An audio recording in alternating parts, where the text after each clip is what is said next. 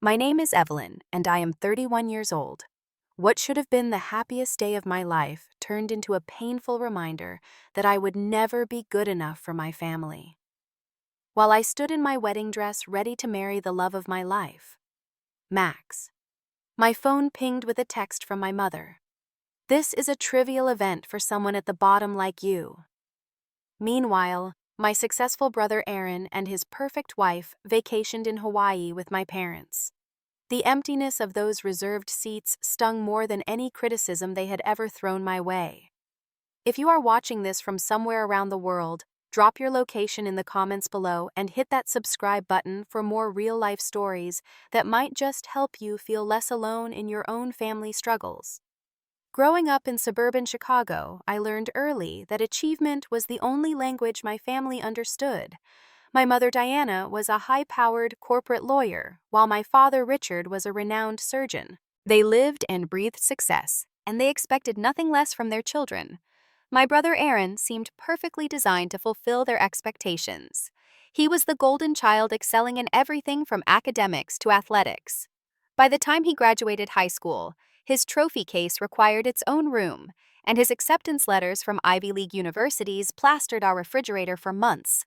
I, on the other hand, was drawn to creative pursuits that my parents considered frivolous.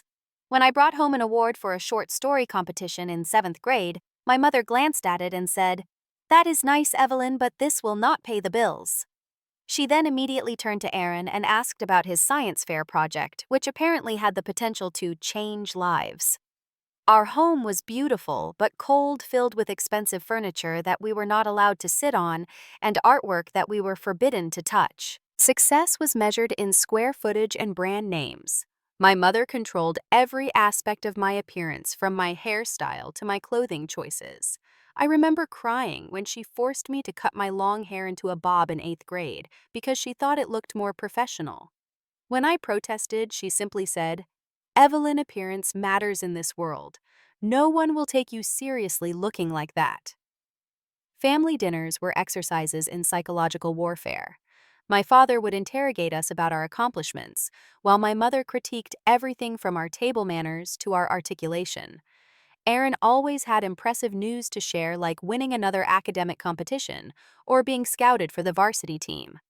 When my turn came, my achievements were inevitably met with, "And how will that help your future?" One particular dinner remains seared in my memory. I was 16 and excitedly shared that my art teacher had recommended me for a prestigious summer program at the Art Institute of Chicago. "Art?" my father scoffed. "The Morgan's daughter just got accepted into a medical internship at Northwestern. That is an accomplishment worth mentioning." My mother nodded in agreement. "Evelyn, we have discussed this. Creative pursuits are hobbies, not careers. We are not paying college tuition for you to waste your potential." I looked to Aaron for support, but he was busy texting under the table, probably to one of his many admirers. That night, I cried myself to sleep wondering what was wrong with me, why I could not just be what they wanted. Despite their disapproval, I pursued education in college, passionate about making a difference in children's lives. When I announced my decision to become an elementary school teacher, my mother's face fell as if I had told her I was dropping out entirely. "A teacher?" She repeated, her voice dripping with disappointment. "With your opportunities and connections, we did not send you to college for this, Evelyn." My father was more direct. "Teachers make nothing. You will struggle your entire life. Is that what you want?" What they could not understand was that their definition of struggle and mine differed greatly. To me, struggle meant living without purpose, without passion, just to accumulate wealth and status. I would rather earn less doing something meaningful than be miserable in a prestigious profession. After graduation, I moved into a modest apartment in a neighborhood my parents deemed unsafe, but was actually just diverse and vibrant. Each time they visited, which was rare, my mother would clutch her designer purse a little tighter and make comments about how I could do better if I just applied myself. During those early years of independence, I built relationships with colleagues and neighbors who appreciated me for who I was, not for what I could achieve. Jenna, a fellow teacher, became my closest friend. Her unwavering support and genuine interest in my thoughts and feelings were foreign to me, and I often found myself waiting for the other shoe to drop, for her to reveal that our friendship was conditional upon some standard of achievement. Meanwhile, Aaron had graduated from Harvard Business School and landed a job at a prestigious investment firm in Chicago. He married Natalie, a woman who embodied everything my parents valued: beauty connections and ambition. Their wedding was an extravagant affair at the Chicago Botanical Garden with over 300 guests, many of whom were my parents' colleagues and connections, rather than actual friends. Throughout it all, I carried the burden of my student loans. My parents had agreed to co-sign for them, which they reminded me of frequently. "We put our credit on the line for you," my mother would say, as if she had personally paid my tuition. Though I never missed a payment, they acted as if they were doing me an enormous favor by having their names on the paperwork. What I did not realize then was how this financial connection would later become a weapon. Despite the emotional distance, I still attended family gatherings, hoping each time that something would change. Maybe this would be the dinner where they asked about my students, or the holiday where they noticed I was actually happy in my chosen path. Instead, each event became another reminder of my place in the family hierarchy, another opportunity for Aaron and Natalie to showcase their latest achievements, while my life was dismissed as quaint at best, disappointing at worst. "Still at that little school?" my father would ask, as if my 5 years of dedication to education were just a phase I was going through. "The pay must be so difficult," my mother would add with false sympathy. "You know, we can help you find something more appropriate for someone with your background." What they never seemed to understand was that my background was the very reason I wanted to teach. I wanted to be the adult I needed as a child, someone who valued creativity and different forms of intelligence, who saw worth beyond test scores and income potential. With each dismissive comment, each comparison to more successful peers, the emotional distance between us grew until family felt more like an obligation than a comfort. Little did I know then that this distance would become an unbridgeable chasm cemented by their absence on what should have been the most important day of my life. I met Max at a community art program where I volunteered teaching children on weekends. He was 33, ruggedly handsome with skilled hands that could transform wood into the most beautiful furniture. Unlike the men, my mother had tried to set me up with lawyers and doctors with impressive resumes, but little personality, Max had substance. He listened when I spoke. He remembered the names of my students when I told stories about my classroom. He valued the work I did. "Teaching is creating the future," he told me on our third date over homemade pasta in his modest apartment. "Anyone who does not see how important that is has their priorities backwards." Max had grown up in a working-class neighborhood in Chicago. His father was a construction worker, his mother a nurse's aide. They had instilled in him a work ethic and integrity that shone through everything he did. After learning carpentry from his father, he had started his own business, creating custom furniture, slowly building a reputation for craftsmanship and attention to detail. Our relationship developed naturally without the pressure and expectations I had grown accustomed to. With Max, I could just be. We spent weekends exploring small towns, hunting for antiques that he could restore, or simply cooking together in his kitchen. For the first time in my life, I did not feel like I was being evaluated like my worth depended on accomplishments or appearances. The first time I met Max's parents, James and Susan, I was nervous. Years of family dinners had conditioned me to expect interrogation and judgment. Instead, they welcomed me with genuine warmth into their modest but immaculately kept home. Susan had prepared a feast, and James kept everyone laughing with his stories. They asked about my teaching with real interest, wanting to know about my students and curriculum. "Our Max says you are an incredible teacher," Susan said, squeezing my hand. "That is a gift, bringing learning to life for children." I nearly cried at the table, unused to such validation for my chosen path. Later that night, Max held me as I did cry, releasing years of pent-up feelings of inadequacy. "They love you," he whispered, "and so do I." When it was time for Max to meet my family, I tried to prepare him for what to expect. "They can be judgmental," I warned. "Try not to take anything personally." He kissed my forehead. "I can handle it, and if they say anything to hurt you, I will not stay silent." The dinner was as uncomfortable as I had feared. My mother immediately assessed Max's clothing, which, while clean and appropriate, was not designer. My father asked pointed questions about Max's income and business model, thinly veiled inquiries into whether he could provide adequately. Aaron and Natalie exchanged glances throughout the meal, communicating their disapproval without words. When my father made a comment about real careers and the current economy being difficult for hobbyists, I saw Max's jaw tighten, but instead of matching their rudeness, he responded with dignity. "I understand your concern for Evelyn's future," he said calmly. "I would be concerned too if I did not see how talented and dedicated she is. My business has grown every year, and I am proud to create pieces that will become family heirlooms. Between our two stable incomes, we have everything we need and more." On the drive home, I apologized repeatedly.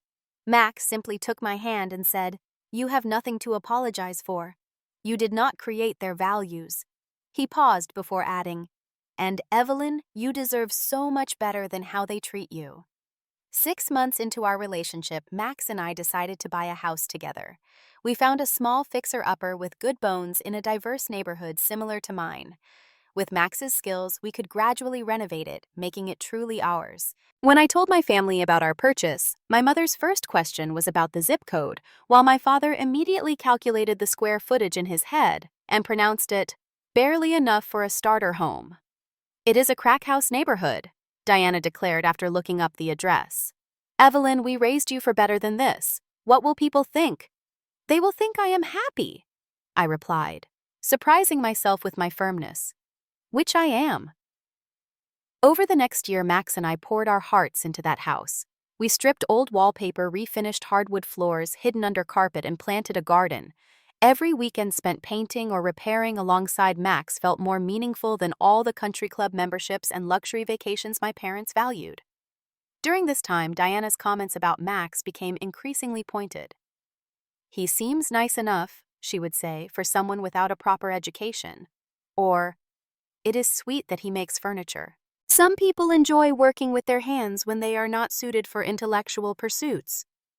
Meanwhile, Aaron and his wife Natalie bought a lakefront condo with financial help from my parents, who proudly showed photos of the property to everyone they knew.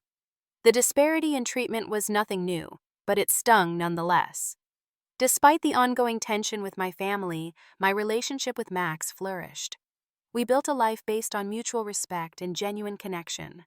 When he proposed a year and a half after we met, it was with a ring he had crafted himself, a band of silver with a small but perfect sapphire that had belonged to his grandmother. He proposed during a picnic in our newly finished backyard under the pergola he had built with his own hands.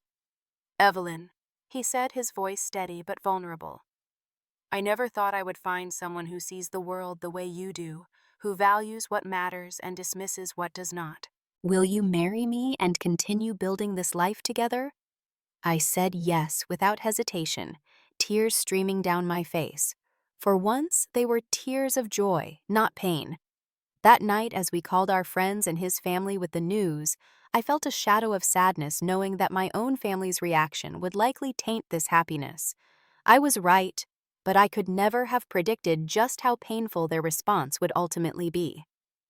When we started planning our wedding, Max and I agreed on something meaningful rather than extravagant.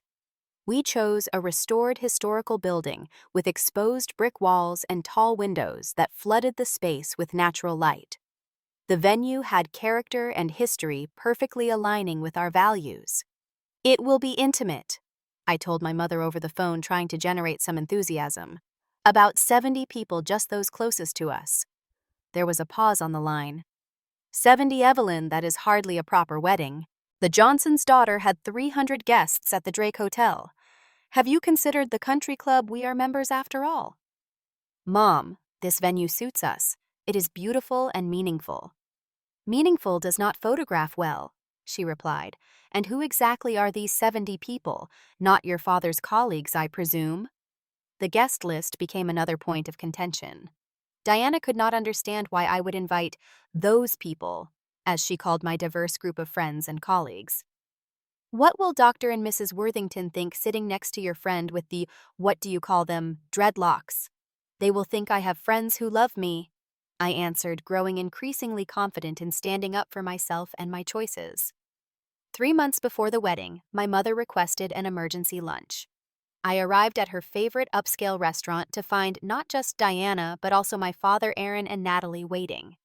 It felt like an intervention, which it essentially was. "We are concerned." My mother began, her voice taking on the same tone she used in corporate negotiations. "This wedding is not reflective of our family's position. The venue is questionable, the guest list inappropriate, and frankly, we worry about your future with Max." "What your mother means," my father interjected, "is that marriages require compatibility. Financial compatibility is crucial for success. Max's business is what making tables. How will you maintain the lifestyle you were raised to expect?" I looked at them incredulously. "The lifestyle where I never felt good enough, where my accomplishments were dismissed and my passions mocked. That lifestyle." Aaron cleared his throat. "Evelyn, you are being dramatic. We just want what is best for you." Natalie nodded, her perfect blonde hair not moving an inch. "You are going to embarrass the family with this bohemian wedding. Is that what you want?" I felt a surge of something I rarely experienced with my family: anger. Pure protective anger. "What I want is to marry the man I love in a ceremony that reflects who we are. If that embarrasses you, perhaps you should reflect on your values, not mine." The tension escalated further during dress shopping. I had invited my mother out of obligation along with my future mother-in-law Susan and my friend Jenna. Diana spent the entire appointment criticizing every dress I tried on, while Susan and Jenna offered genuine feedback and support. "That neckline is not flattering on your frame," Diana said about a dress I loved. "I think you look absolutely beautiful." Susan countered, her kind eyes meeting mine in the mirror. "Like a real bride." I ultimately chose a simple but elegant A-line dress with lace details. It was nothing like the designer ball gown my mother had envisioned, but when I saw myself in it, I felt truly beautiful and authentically me. As the wedding approached, my parents' criticisms became more frequent, but also more detached, as if they were discussing an abstract concept rather than their daughter's marriage. They questioned every decision, from our choice to write our own vows to our selection of wildflowers for the centerpieces. 2 months before the wedding, during a rare family dinner, my mother casually mentioned booking a trip to Hawaii. "The resort was having a special," she said, buttering a roll. "We got an oceanfront suite." "That sounds wonderful," I replied. "When are you going?" She locked eyes with me. "The third weekend in June. We will be there for 10 days. My heart sank. The third weekend in June was my wedding. I looked to my father, who suddenly became very interested in his steak. Aaron avoided eye contact entirely while Natalie examined her manicure. "That is my wedding weekend," I said, my voice barely above a whisper. "Is it?" My mother's tone was one of feigned surprise. "I must have confused the dates. Well, we cannot cancel now. The deposit is non-refundable, and Aaron and Natalie have already arranged time off work." I looked at my brother, feeling betrayed. "You are going too." He had the decency to look uncomfortable. "Mom and Dad invited us. Hawaii is amazing this time of year." I turned back to my mother, fighting back tears. "Can you reschedule? Please, it is my wedding." Diana sighed as if I was being unreasonable. "Evelyn, these are premium accommodations. The Governor's Suite at the Four Seasons. We cannot simply change it on a whim." "My wedding is not a whim," I protested, my voice breaking. My father finally spoke. "Perhaps you could reconsider your date. Move it back a week or two." The suggestion was so absurd, so hurtful, that I simply stared at him in disbelief. Our venue was booked, invitations sent, vendors secured. They knew this. Over the next few weeks, I called my parents repeatedly, trying to convince them to change their plans. Each conversation ended the same way, with them refusing to accommodate my wedding date and suggesting that if it was truly important to me, I would be the one to reschedule. The final blow came 1 week before the wedding. After days of unanswered calls, I sent my mother a text. "Please reconsider coming to my wedding. It would mean everything to have you there." Her response came hours later. "This is a trivial event for someone at the bottom like you. Do not bother us with these matters anymore. Enjoy your little ceremony with your carpenter husband." I read and reread the message, each word a dagger. Someone at the bottom. Trivial event. Do not bother us. The message was clear. I was not worth changing vacation plans for. I was not worth celebrating. In their eyes, I was still the family disappointment, and my marriage was just another poor choice in a lifetime of them. That night, I cried in Max's arms until I had no tears left. Maybe they are right, I whispered. Maybe I am not worth it. Max held my face in his hands, his eyes fierce with love and indignation. Listen to me, Evelyn. You are worth everything. They are the ones missing out on the most incredible person I have ever known. We will have a beautiful wedding surrounded by people who truly love you. That is what matters. I nodded, trying to believe him. But as I fell into fitful sleep, I could not shake the feeling that something fundamental was broken, something that perhaps could never be repaired. On my wedding day, I woke up with a mixture of emotions so complex I could barely identify them all. Joy because I was marrying Max. Anxiety because wedding days are inherently stressful. And a deep aching sadness because the front row seats reserved for my family would remain empty. I had hoped irrationally, perhaps, that they would change their minds at the last minute, that my mother would realize what she was missing and book the first flight back, that my father would stand up to her for once in his life and insist they attend their daughter's wedding, that Aaron would remember the childhood bond we once shared and refuse to participate in this cruel exclusion. None of that happened. Instead, as I sat in the bridal suite while my friend Jenna arranged my veil, my phone lit up with a notification. My mother had posted on social media, "Paradise found starting our Hawaiian vacation in style, #FamilyFirst." Attached was a photo of my parents, Aaron and Natalie, toasting with champagne on a beachfront balcony, the ocean sparkling behind them, like they did not have a care in the world, like their daughter was not getting married that very day. Susan, Max's mother, saw my face crumple and took my phone gently from my hands. "Oh, sweetheart," she said, pulling me into a hug. "I am so sorry they are behaving this way. They always said I was not good enough," I whispered into her shoulder. "I guess this proves it." Susan pulled back to look me in the eyes. "No, Evelyn. This proves nothing about you and everything about them. Today you become part of our family officially, though in my heart you have been my daughter since the day Max brought you home. We will be in that front row cheering for both of you with all our hearts." True to her word, Susan helped me finish getting ready, fixing my makeup where tears had smudged it, adjusting my dress until everything was perfect. James, Max's father, knocked on the door an hour before the ceremony.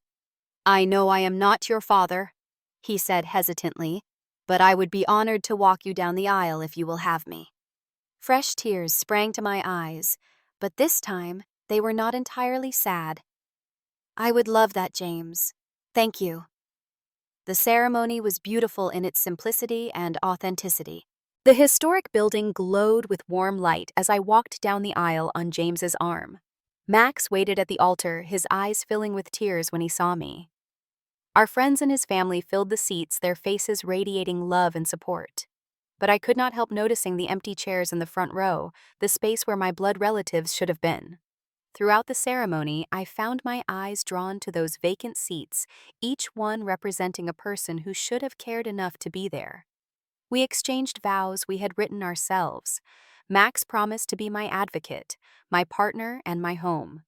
I promised to love him faithfully, to cherish his goodness, and to build a life of meaning together. When the officiant pronounced us married, the room erupted in genuine cheers and applause. During the reception, I kept checking my phone, unable to stop myself from hoping for a message, a call, anything to suggest they had second thoughts. Instead, I received another notification, my mother posting a video of sunset luau on the beach captioned, "Making memories with the people who matter most. #blessed." The timing could not have been coincidental. She knew exactly what she was doing publicly, showcasing their absence, emphasizing that I was not among the people who matter most. It felt deliberate, designed to hurt, to remind me of my place outside their inner circle. Max noticed my expression and gently took my phone, slipping it into his pocket. "Today is about us," he said, pulling me onto the dance floor for our first dance. just us and the people who choose to celebrate our love. As we swayed to the music, I looked around the room at the faces of friends who had become family at Max's parents, who had shown me more love and acceptance in 2 years than my own had in my entire life.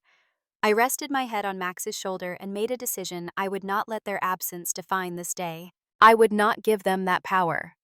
After our dance, Jenna, serving as my maid of honor, gave a toast that brought both laughter and tears.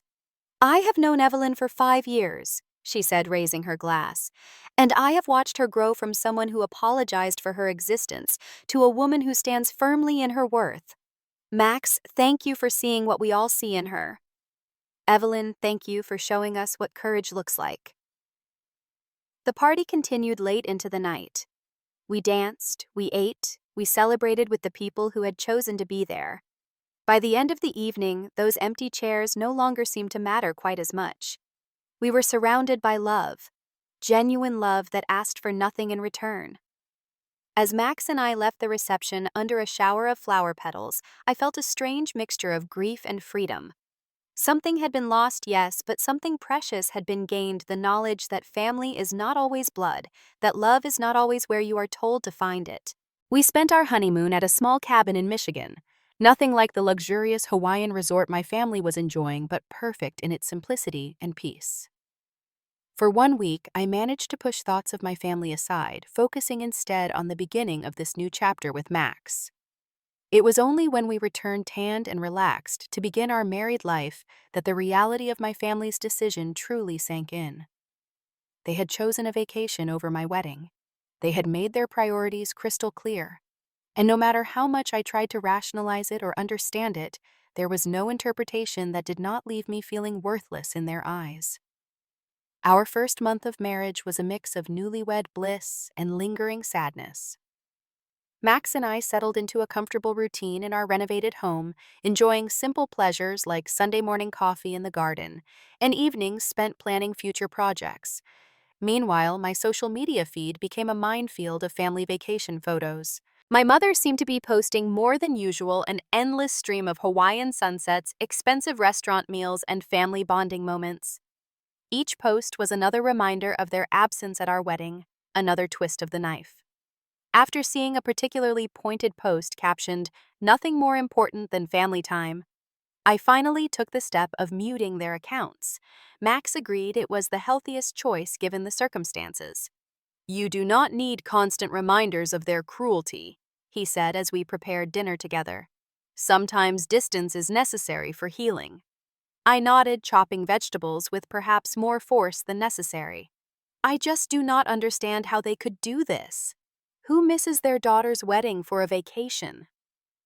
Max's expression was sad but unsurprised. "People who do not deserve you, Evelyn. People who cannot see what is truly valuable." We decided to limit contact with my family, not cutting them off entirely, but creating necessary boundaries. I would not reach out first, would not subject myself to more dismissal and judgment. If they wanted a relationship, they would need to make an effort to acknowledge the hurt they had caused. For 4 weeks, there was silence from their end. No calls, no texts, not even a perfunctory "hope the wedding went well" message. It was as if they had collectively decided I no longer existed, erased for the crime of marrying on my own terms, for choosing happiness over status.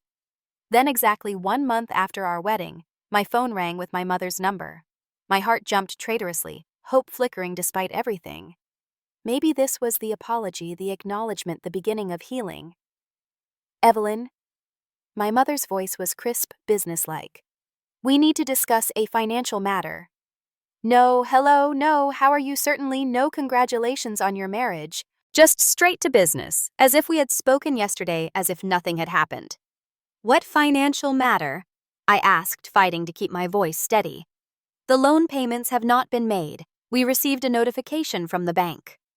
I frowned, confused. "That is impossible. I always pay on time automatically from my account." "Well, something has changed," she said impatiently. "The payment is overdue, and as co-signers, it is affecting our credit. Your father and I cannot have this kind of mark on our financial record." "I will check into it," I promised, still bewildered. "But I assure you, I have never missed a payment." "See that you do," she replied. Also, we are having a family dinner next Sunday. Aaron has news to share. You and Max should come. The invitation, if it could be called that, was delivered with all the warmth of a business meeting request. No mention of their absence from the wedding. No acknowledgement of the hurt they had caused. Just an expectation that I would appear when summoned, grateful for the opportunity to be included. I will have to check our schedule, I said, no longer willing to automatically accommodate them.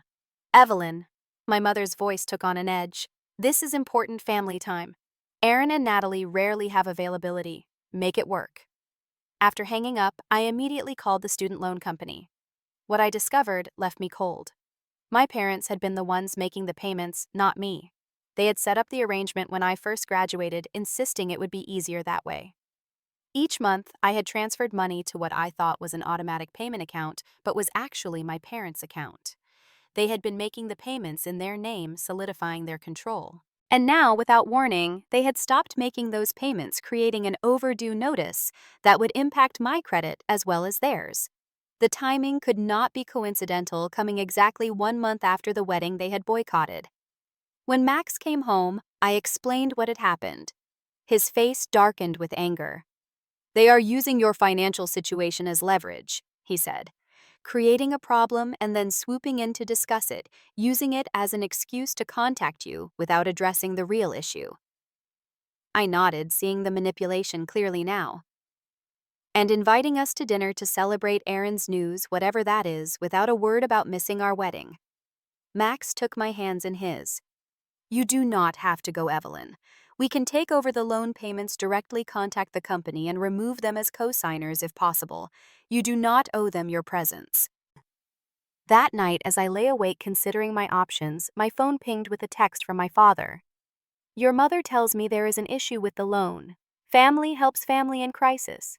We expect you Sunday." Family helps family in crisis. The hypocrisy was breathtaking.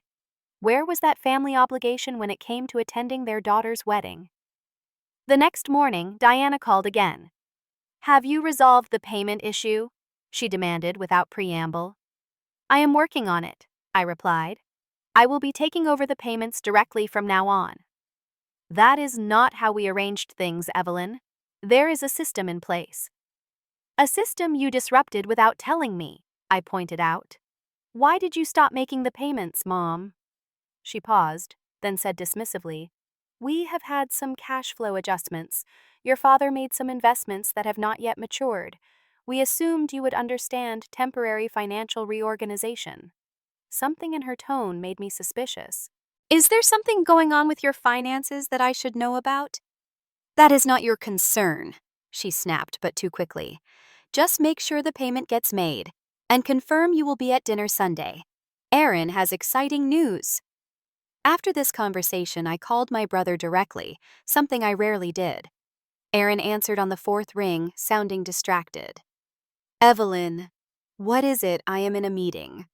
"Sorry to interrupt," I said, not feeling sorry at all. "Mom mentioned you have news to share on Sunday." "Yes," he replied curtly. "Natalie and I are expecting. First grandchild. Big deal for the family. You will be there." "Congratulations," I said automatically. "But before I agree to come to dinner, I need to understand something. Are Mom and Dad having financial problems?" The silence on the other end was telling. Finally, Aaron sighed. "Look, it is not a big deal. Dad made some investments that did not pan out. The market has been volatile. And I had some unexpected expenses with the new condo. They helped us out, which stretched things temporarily." "So they are having money problems," I clarified. "Serious enough to stop making payments on my student loans without telling me, potentially damaging both our credit scores, and now they are demanding I come to a family dinner as if nothing happened." "Jesus, Evelyn, why do you always have to be so dramatic?" Aaron sounded irritated now. "It is just a rough patch. Family sticks together during rough patches. Like you all stuck together for my wedding?" The words came out before I could stop them. Another silence, then. "That was different. That was just a ceremony." Just a ceremony. My wedding, the commitment I had made to the love of my life, reduced to just a ceremony that could be skipped for a beach vacation. The dismissal hurt, But it also crystallized something for me. This was how they saw me, how they had always seen me, less important, less valuable, less worthy of consideration. "I will let you know about Sunday," I said finally, and hung up before he could respond. When I relayed the conversation to Max that evening, his expression was grim. "So they are having financial problems, helped Aaron with his condo expenses, and now they want you to come play happy family while ignoring how they treated us." I nodded, feeling strangely calm.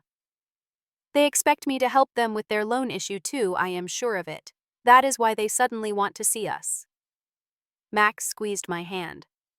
"What do you want to do?" I took a deep breath, feeling something shift inside me. "I think I need to see them, not for their sake, but for mine.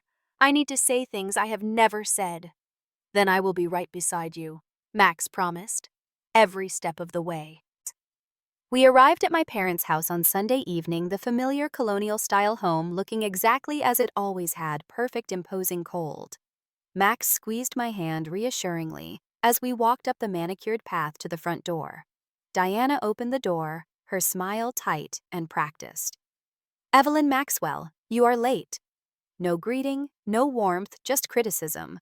Some things never changed. "Traffic was heavy," I replied, not bothering to explain that we had actually sat in the car for 15 minutes gathering courage for what was to come. The living room was arranged as it always was for family gatherings, drinks, laid out on the antique sideboard, appetizers displayed on the coffee table, every surface gleaming with polish. Aaron and Natalie were already seated on the leather sofa looking like models in a luxury magazine spread. "The newlyweds arrive," Aaron said with a smirk. "How is married life treating you?" "Wonderfully," Max replied, before I could, his tone pleasant but firm. "Our wedding was beautiful. A shame you all missed it." The room went silent. My father, who had been pouring himself a scotch, stiffened. My mother's smile became even more brittle. Natalie suddenly found her manicure fascinating. "We had prior commitments," Diana said dismissively. "These things happen." "Prior commitments." I repeated the words, tasting bitter. "Like a vacation you booked after we announced our wedding date." "Evelyn," my father's tone held warning, "we are here to celebrate Aaron and Natalie's news. Let us not dwell on the past." "Congratulations on the baby," I said to Aaron and Natalie, deciding to pick my battles. "When are you due?" Natalie preened. "January.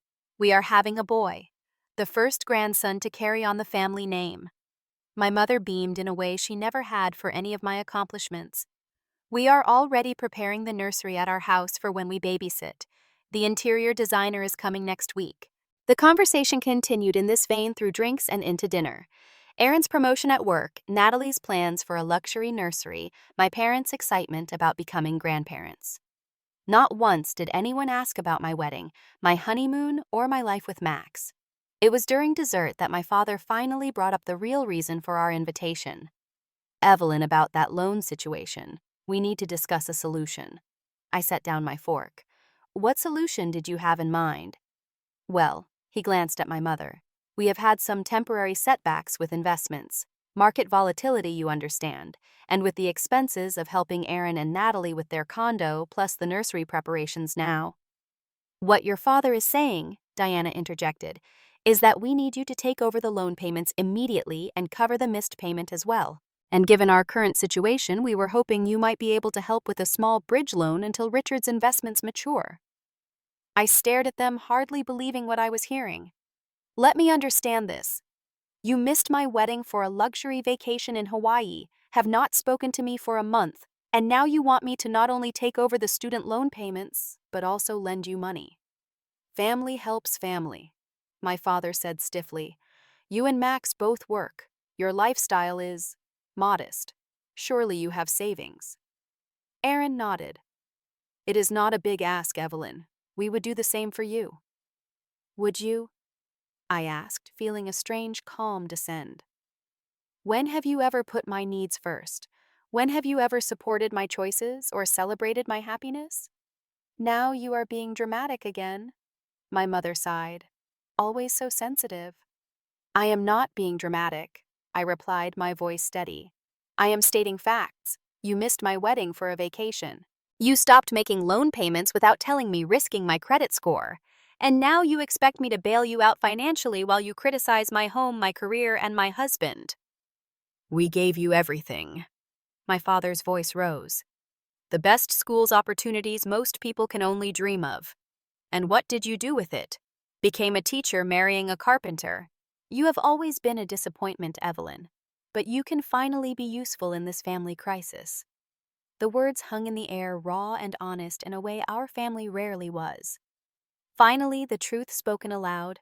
I was a disappointment. Always had been, always would be. But I could be useful by writing a check. I felt Max tense beside me, ready to defend me, but I placed my hand on his arm. This was my battle. I have been paying for my education all along, I said calmly. You merely acted as intermediaries, taking my money each month and using it to maintain control over me.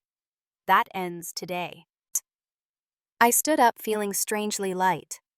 I will contact the loan company tomorrow to take over direct payments and remove you as co-signers if possible, but I will not be providing a bridge loan or any other financial assistance. My mother's face hardened. After everything we have done for you, this is how you repay us.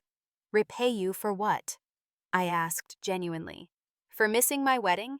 For calling it trivial? For never once in my life making me feel like I was enough? You ungrateful little...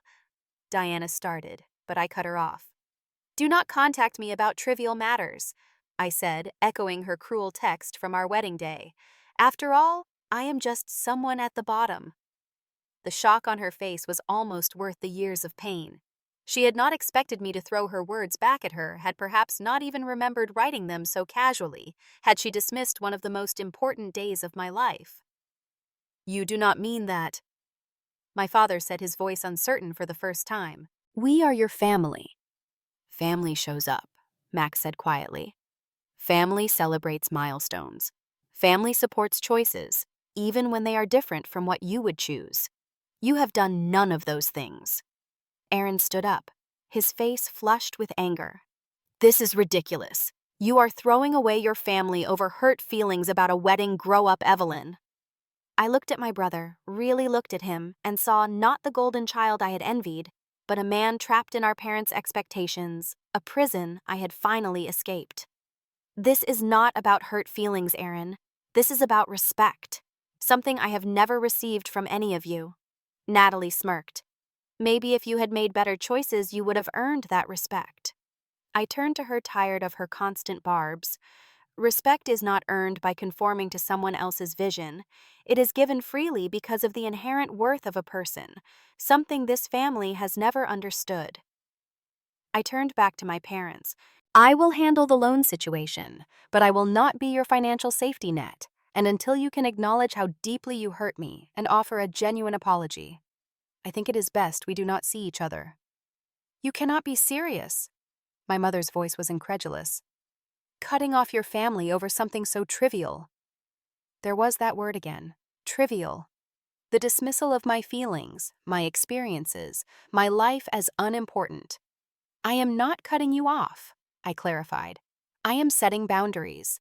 There is a difference. The door is open when you are ready to walk through it with respect and genuine remorse, but I will no longer accept being treated as less than. Diana's face contorted with fury. If you walk out that door, do not expect us to welcome you back when you realize your mistake. We have tolerated your rebellion long enough. I felt a sad smile form on my lips. That is the difference between us, Mom. I would welcome you back even after everything. That is what real family does. Max and I left then, walking out into the warm summer evening, leaving behind the shocked silence of a family who had never been told no, who had never had their behavior challenged. In the car, Max took my hand. I am so proud of you, he whispered. So incredibly proud. I leaned my head against his shoulder, feeling drained, but also strangely peaceful. I do not know what happens now, I admitted. Now, he said, starting the car, we go home, to our home, and whatever comes next, we face it together. As we drove away from my childhood house, I did not look back. For the first time in my life, I was moving forward without the weight of seeking approval I would never receive. It hurt, yes, but beneath the pain was something unexpected: freedom. The weeks following our confrontation with my family were simultaneously painful and liberating. True to my word, I contacted the student loan company the very next day. The process of removing my parents as co-signers was complicated but possible with a refinancing option. It would mean a slightly higher interest rate, but the financial independence was worth every penny. Max and I sat down with our budget and made adjustments to accommodate the new loan payment. We would need to postpone some of our renovation plans, but our financial foundation remained solid. There was comfort in taking control and knowing that this aspect of my life was now truly my own. As expected, my phone remained silent. No calls from my mother asking if I had reconsidered, no texts from my father about family obligation. Their absence hurt, but less than their presence had. Each day without their criticism, I stood a little taller, spoke a little more confidently, breathed a little more freely.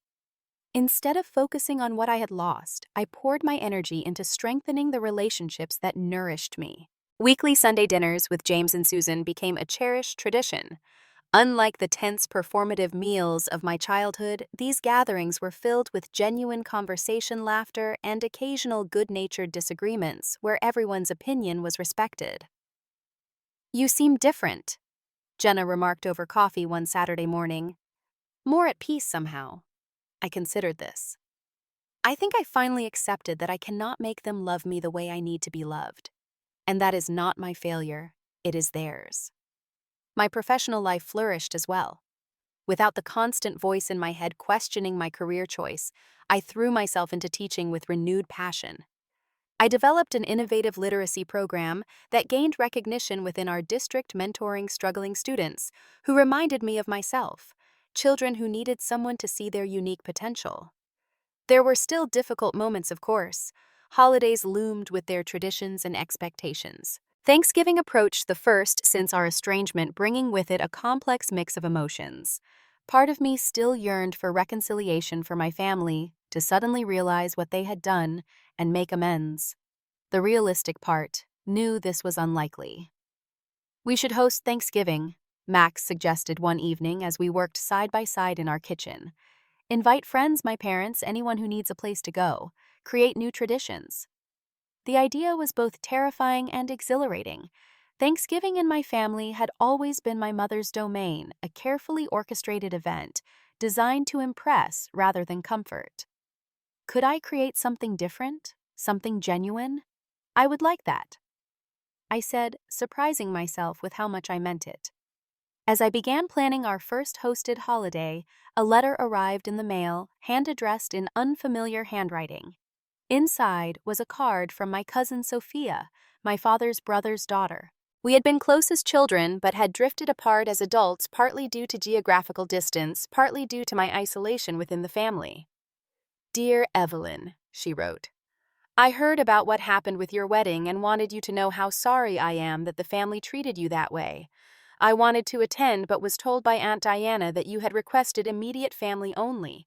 I now realize that was not the case. I have always admired your courage to live authentically even when it meant facing disapproval. You inspired me to pursue art school despite my parents' objections. Just wanted you to know that not everyone in this family shares the same values. Sending love, Sophia." I read the letter 3 times, tears streaming down my face. It was not reconciliation with my immediate family, but it was a reminder that I was not alone, that someone had seen and valued me even from a distance. I immediately called Sophia, and our conversation felt like reconnecting with a piece of myself I had forgotten existed. I invited her for Thanksgiving, and her immediate acceptance added another layer of healing to my journey. The most unexpected development came in late October. Max's grandmother Eliza, who had been in declining health, passed away peacefully in her sleep. While we mourned her loss, we were shocked to learn that she had left Max a significant inheritance, including a portfolio of modest but steadily performing investments she had quietly built over decades. "She always said you reminded her of Grandpa," James told Max at the reading of the will. "Said you had his hands and his heart. knew you would use this wisely.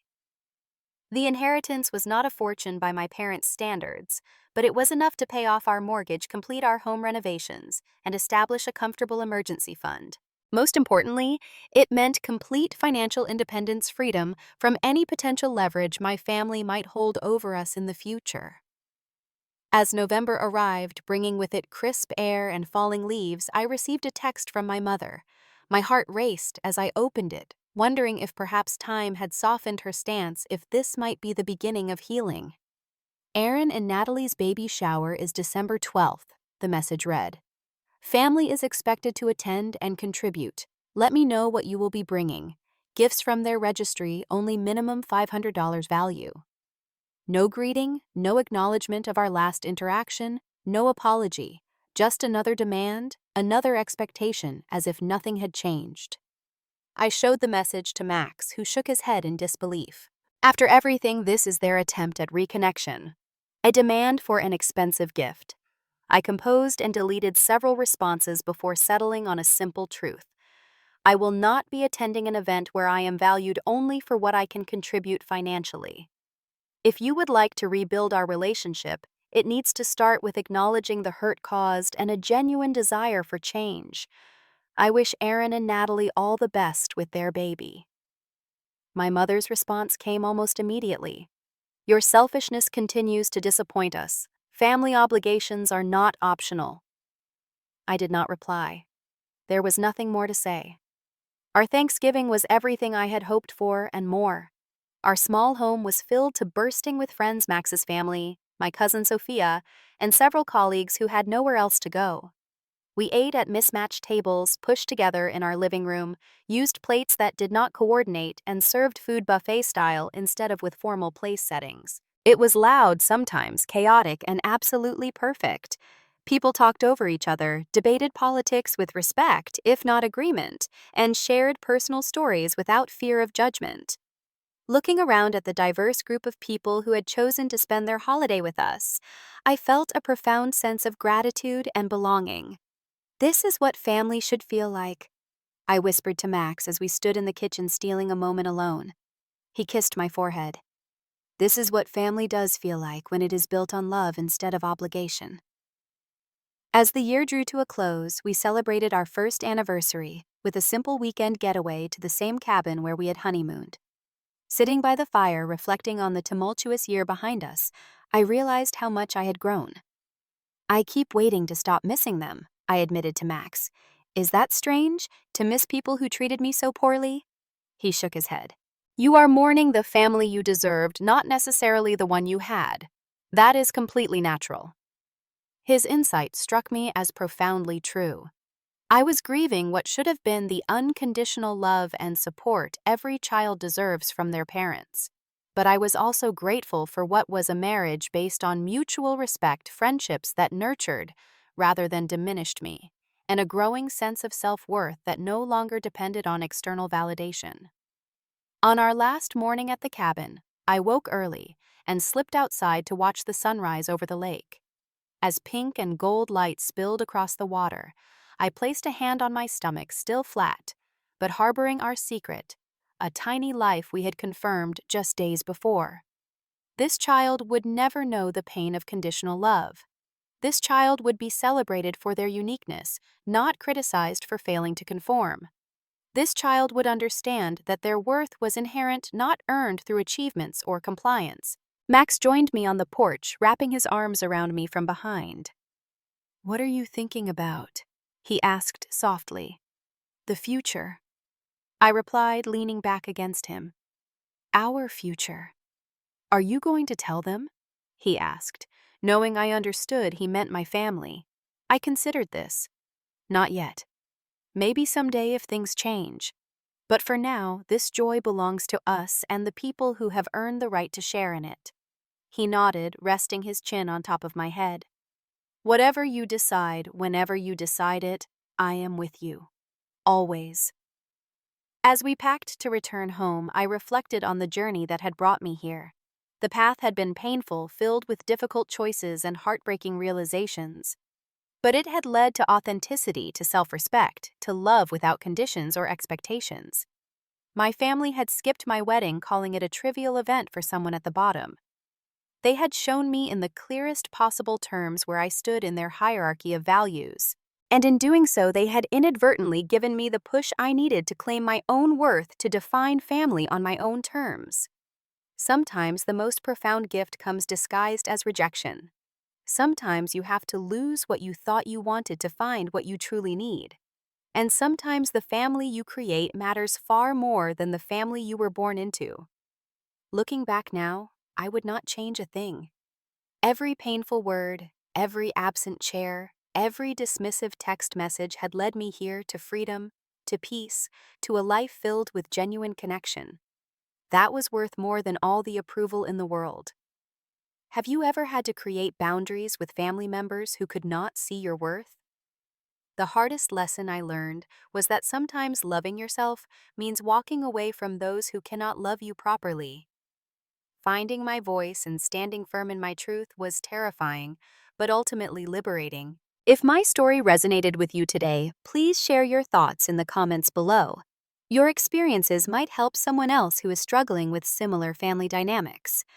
Before you go, please hit that like button and subscribe to my channel for more authentic stories about navigating complex relationships and finding your worth. Remember, the family you choose can bring more healing than the family you were born into. Thank you for listening to my journey, and I wish you the courage to honor your own path, whatever that may look like. You deserve to be valued for exactly who you are.